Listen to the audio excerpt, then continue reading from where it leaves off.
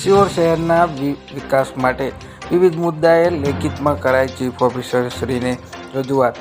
કેન્દ્ર સરકાર દ્વારા સિહોર શહેરના વિકાસ માટે ફાળવેલ ₹5 કરોડના ખર્ચેની ગ્રાન્ટ ફાળવવામાં આવી છે અને સિહોરના ગોતમેશ્વર તળાવ પાસે ગાર્ડન તેમજ બ્યુટિફિકેશન બનાવવામાં આવ્યું છે। ત્યારે સિહોરના લોકોને પીવાના પાણી માટે જીવાદોરી સમાન આ ગોતમેશ્વર તળાવ પાસે આ ગાર્ડન તેમજ બ્યુટિફિકેશન બને નહીં તે માટે સિહોર નગરપાલિકાના માજી પ્રમુખ અને ઉપપ્રમુખ ચતુરભાઈ રાઠોડ, માજી કોર્પોરેટર દીપચંદભાઈ રાઠોડ અને વિજયભાઈ પરમાર તેમજ ભાજપના અગ્રણી અક્ષયભાઈ ભટ્ટ દ્વારા સિહોર નગરપાલિકાના ચીફ ઓફિસર PM ભટ્ટને આવેદનપત્ર પાઠવી લેખિત તેમજ મૌખિક રજૂઆત કરવામાં આવી હતી। જોશી સેક્રેટરી ઓફ ગુજરાત 1 કરોડ રૂપિયાની ગ્રાન્ટ લેવા હતા ત્યારે સિહોરની જનતાએ એમ કીધું હતું કે આ વિકાસ નથી, આ વિકાર છે।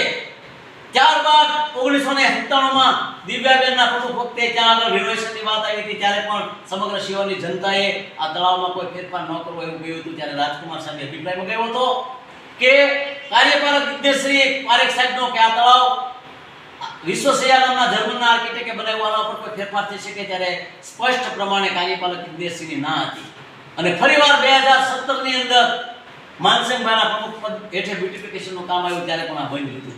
એ માટે સિહોરના તમામ સંસ્થાઓ માજી સભ્યો વતી એક એવી રજૂઆત કરીએ છીએ કે આ તળાવ પર બ્યુટિફિકેશનનું કામ કરવામાં આવશે।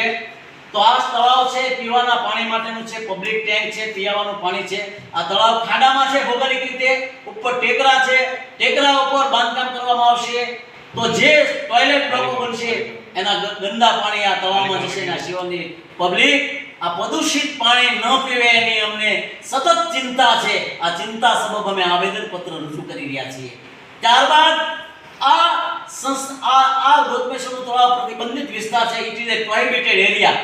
ત્યાં કોઈ માણસને ન જવા માટે ચીફ ઓફિસર જાણે છે કે ત્યાં તાળું મારેલું છે અને હવે આપણે પબ્લિક પ્લેસ બનાવી રહ્યા હોઈએ ત્યારે બે રોકટોક આ ગામના અસામાજિક તત્વો ત્યાં જશે અને ત્યાં ગંદકી કરશે, કોઈ ઝેરી પદાર્થો નાખશે તો આ સિહોરની 1 લાખ વસ્તીના માટે એક મરણતોલ ફટકો પડવાની શક્યતાઓ ઊભી થાય છે।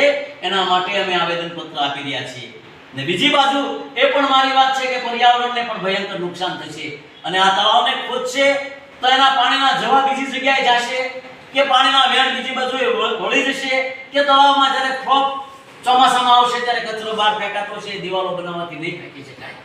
તો આ સિહોરની જીવાદોરી સમા તળાવનું જતન અને રતન આપણે બધા કરીએ એવી માંગણી સાથે અમે કહીએ છીએ કે 2005 માંથી જવા નીકળી ગયા હતા અને સિહોરની જનતા દિલ ધડક ફફડાટ વ્યાપી ગઈ હતી કે આ તળાવ તૂટી જશે આવી ચિંતા આખા ગામમાં વ્યાપેલી હતી। એ બધા જ બનાવોના અનુસંધાને અમારા 40 વર્ષના જૂના આ શહેરમાં સેવાના અનુભવના આધારે અમે ચીફ ઓફિસર સાહેબ શ્રી, ભાવનગરના કલેક્ટર સાહેબ શ્રી, ભાવનગરના પ્રાદેશિક નગરપાલિકા નિયામક શ્રી, વહીવટદાર શ્રી અને મામલતદાર સાહેબ અને પ્રાંત ઓફિસર સબ ડિવિઝનલ મેજિસ્ટ્રેટને જાણ કરીએ છીએ કે આ કામ જનહિતના લાભાર્થે ન્યાયના હિતમાં તાકીદે અટકાવવું એ આજની માંગ છે અને આજની આ માંગ નહીં સ્વીકારવામાં આવે તો આવતા દિવસોમાં જે કોઈ પરિસ્થિતિ ઊભી થશે એની જવાબદારી તંત્રની રહેશે। કારણ કે અત્યારે પબ્લિક બોડી નથી, માત્ર ને માત્ર નિર્ણયો અધિકારીઓ દ્વારા કરવામાં આવે છે, અધિકારીઓના નિર્ણયો લોક ઉપયોગી હોતા નથી એનું સાબિતી આ છે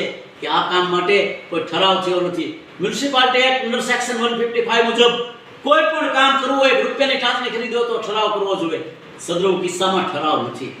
સદ્રવ કિસ્સાની અંદર પ્રાદેશિક નગરપાલિકાના નિયામકના નિયમો અને સભા સંચાલનના નિયમનો પણ ભંગ થાય છે।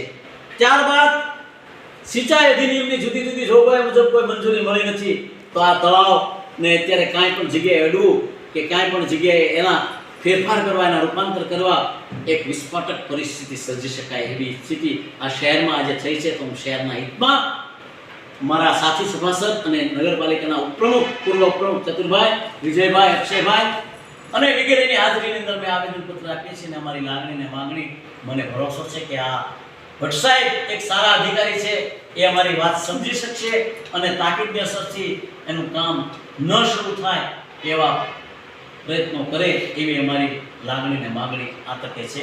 વંદે માતરમ, ભારત માતા કી જય। જય સિંહ।